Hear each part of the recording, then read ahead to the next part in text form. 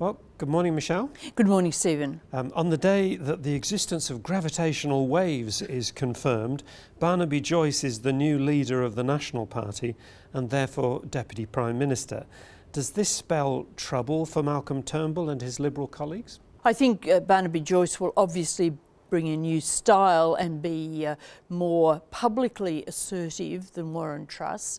But no, it doesn't necessarily spell trouble. I think that Barnaby Joyce has matured a lot over the years. He's still got a lot of learning to do to be a good manager of a team, a good leader, but he's very aware that, especially in the run-up to an election, they have to work together.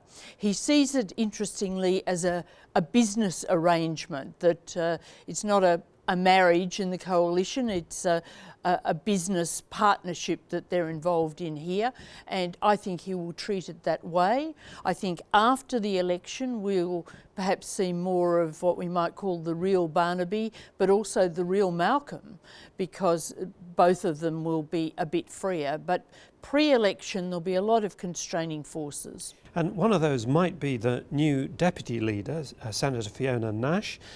She's been called, as you say, the Barnaby Whisperer, because she's said to be able to calm him down, his antimatter, if you like. Assuming this is true, is this through good luck or good judgment by the party? I think the party's made a good decision in putting Fiona Nash in there. For one thing, it's a woman at a time when there has been greater awareness in the political system of the need to get more women at a high level. And also, those two do have a very good working partnership. They've been mutually supportive over the years. They worked closely together when Barnaby Joyce was a senator.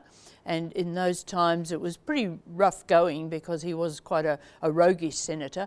And I think that the fact that they do get on well means that they're likely to act very positively together. If he'd have had someone that he didn't get on well with as deputy, it really could have ended in tears, because he needs to work within good personal relationships.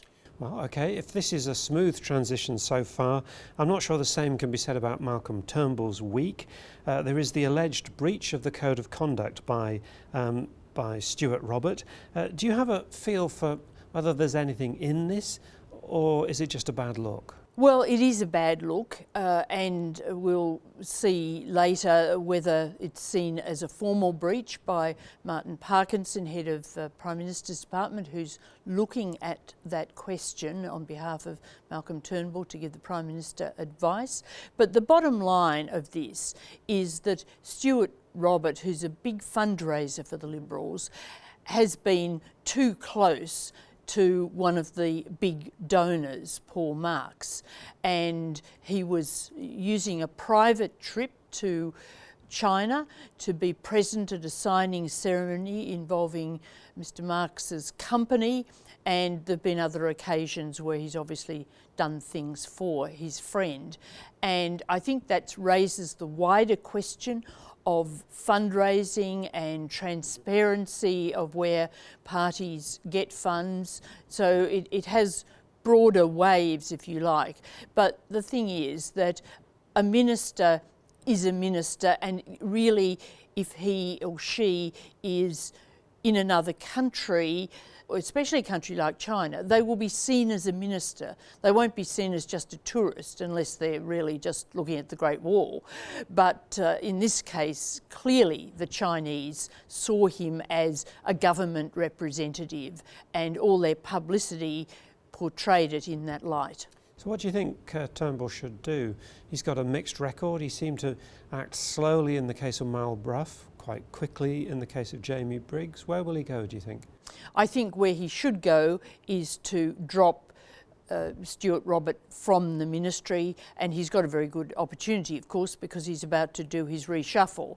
But on grounds of ministerial propriety, I think that he would be better to get rid of him.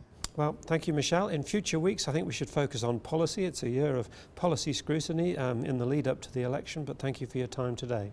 Thanks very much, Stephen.